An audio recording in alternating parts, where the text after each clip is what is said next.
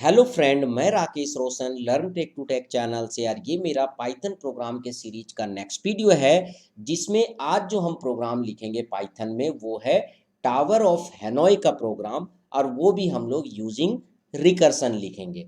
तो चलिए इस वीडियो को स्टार्ट करने से पहले जस्ट मैं आपसे रिक्वेस्ट करता हूं कि अगर अभी तक आपने मेरे चैनल को सब्सक्राइब नहीं कर रखा तो सब्सक्राइब कर ले, और बगल में जो बेल है उसे जरूर क्लिक करें, जिससे मेरे जितने भी नए वीडियोज हैं उनके नोटिफिकेशन आपको मिलता रहे। तो चलिए स्टार्ट करते हैं।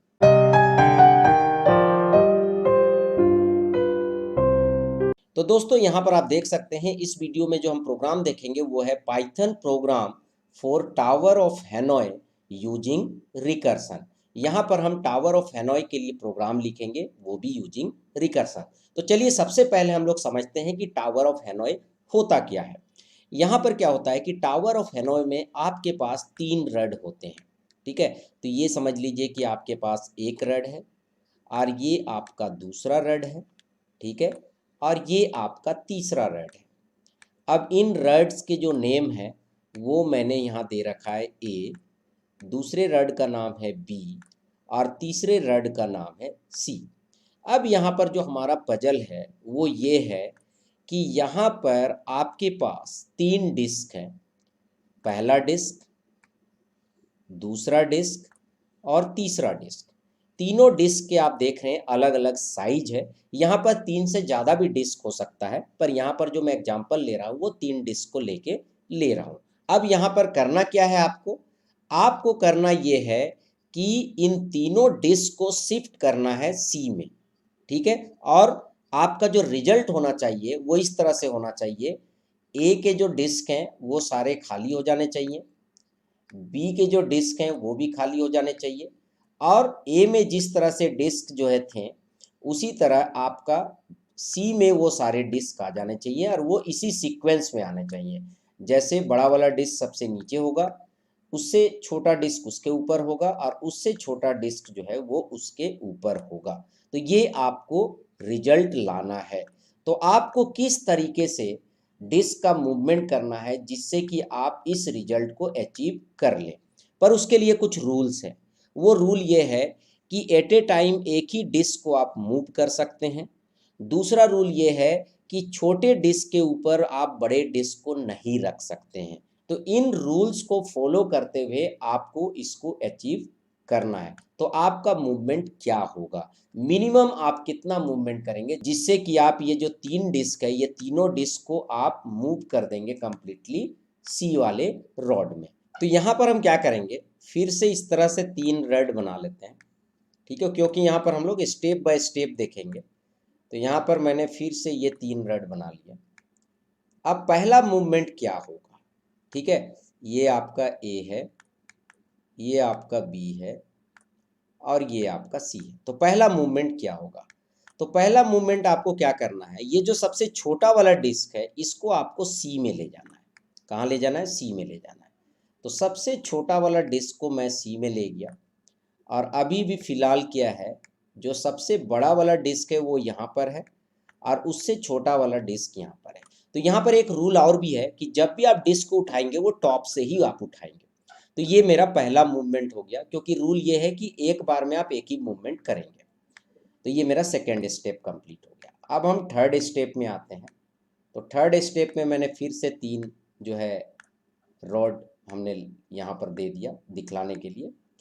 अब यहाँ पर आपका सबसे छोटा वाला ऑलरेडी है, और यहाँ पर आपका सबसे बड़ा वाला नीचे है, उससे छोटा वाला ऊपर है। तो इसको आप कहाँ शिफ्ट करेंगे, बी में शिफ्ट करेंगे। तो अब उसके बाद क्या होगा, जब आप बी में शिफ्ट कर देंगे तो सबसे बड़ा वाला आपका ए में होगा, और जो मीडियम साइज का है वो आपका बी में होगा, और सबसे छोटा वाला आपका सी में होगा। अब क्या करेंगे, ये आपका सबसे छोटा है, ये मीडियम साइज है, और ये सबसे बड़ा है। तो छोटे वाले को हम बड़े के ऊपर ला सकते हैं, तो ये छोटे वाले को हम बी के ऊपर ले आएंगे। ठीक है, तो हमारा जो नेक्स्ट स्टेप बनेगा वो क्या बनेगा, इस तरीके से। तो इसको हम फिर से बना लेते हैं। ठीक है, थोड़ा सा टाइम लग रहा है पर आपको पूरा क्लियर हो जाएगा कि किस तरीके से वर्क करना है। ठीक है, तो ये आपका ए हो गया, ये आपका बी हो गया, और ये आपका सी हो गया। तो सबसे बड़ा वाला तो अब भी यहीं पर होगा, क्योंकि एट ए टाइम हम एक ही स्टेप कर सकते हैं। अब ये बी के ऊपर ये सी का छोटा वाला लाना है हमें, तो यहाँ पर हम बी में कर लिए और ये छोटे वाले इसके ऊपर ले आए। ठीक है, अब हम क्या करेंगे, ये जो बड़ा वाला है उसको हम सी पे लाएंगे, क्योंकि मेरा फाइनल आउटकम क्या आना चाहिए, इस तरीके से आना चाहिए। ठीक है, तो नेक्स्ट स्टेप में क्या होगा कि फिर से हम यहाँ पर 3 लाइन बना लेते हैं और यहाँ पर हम इस तरीके से कर देते हैं। ठीक है, अब क्या होगा कि सबसे बड़ा वाला आपका आ जाएगा यहाँ पर, यहाँ आपने सबसे बड़ा वाला ले आया, ये आपका ए है, ये आपका बी है और ये आपका सी है। तो सबसे बड़ा वाला आपका यहाँ पर आ गया, पर अभी भी बी में मीडियम वाला और छोटा वाला यहाँ पर है। ठीक है, अब हम क्या करेंगे, इस छोटे वाले को इधर ले जाएंगे ए में। क्या करेंगे, इस छोटे वाले को ए में ले जाएंगे। अब मैं क्या करूँगा कि फिर से यहाँ पर ए बनाता हूँ। ठीक है, उसके बाद यहाँ पर मैं बी लूँगा और उसके बाद यहाँ पर मैं सी लेता हूँ। ठीक है, तो अब यहाँ पर क्या होगा, ये छोटा वाला ए में आ जाएगा, तो छोटा वाला आपका ए में आ गया, मीडियम वाला अभी भी आपका बी में ही है। ठीक है, और जो सबसे बड़ा है वो आपका अभी सी में है, वो आपका क्या है, सी में है। ठीक है, अब नेक्स्ट स्टेप में आप क्या करोगे, ये मीडियम वाला है तो इसको इसके ऊपर ले आओगे नेक्स्ट स्टेप में, तो ये यहाँ पर आ जाएगा ऐसा, और उसके अगले वाले स्टेप में इस छोटे वाले को आप इसके ऊपर ले आओगे, तो ये आपका यहाँ पर आ जाएगा। तो इस तरह से आपने देखा कि आपको बहुत सारे मूवमेंट करने पड़े, तब जाके आपका ये सारा डिस्क जो है ए से सी में शिफ्ट हो गया और उसी सीक्वेंस में आया जिस सीक्वेंस में ए में था।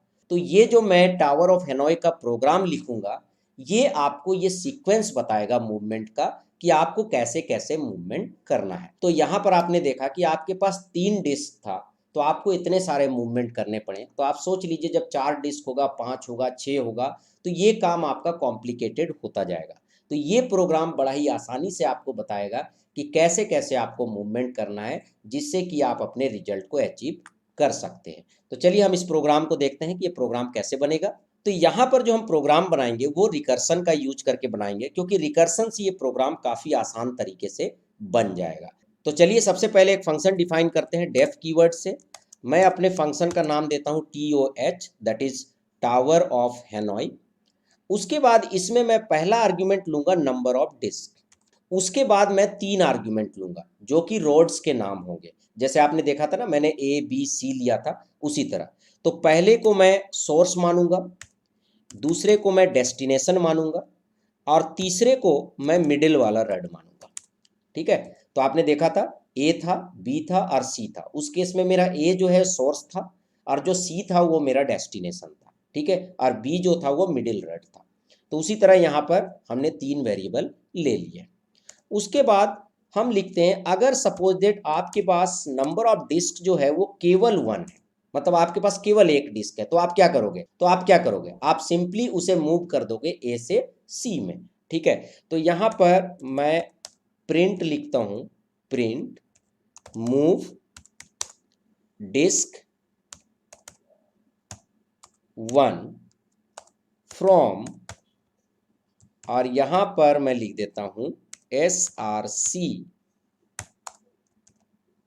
2, और यहाँ पर मैं लिख देता हूँ डेस्टिनेशन।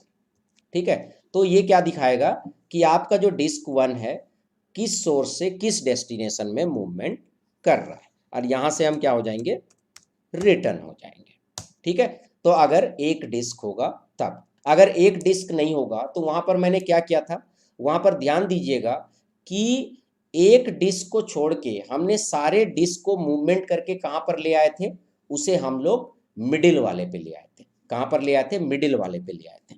तो यहाँ पर हम लिखेंगे TOH, ठीक है, और उसके बाद ब्रैकेट में लिखेंगे N-1। तो हम क्या करेंगे, जो N-1 डिस्क है, एक को छोड़ के जितने भी ऊपर में डिस्क थे उसको हम मूव कर देंगे SRC से, कहाँ पर, मिडिल वाले में। ठीक है, और लास्ट में हम अभी डेस्टिनेशन को लिख देते हैं। ठीक है, उसके बाद प्रिंट हम फिर से करेंगे कि हमारा डिस्क का मूवमेंट कहाँ से कहाँ हुआ। ठीक है, तो मूव डिस्क,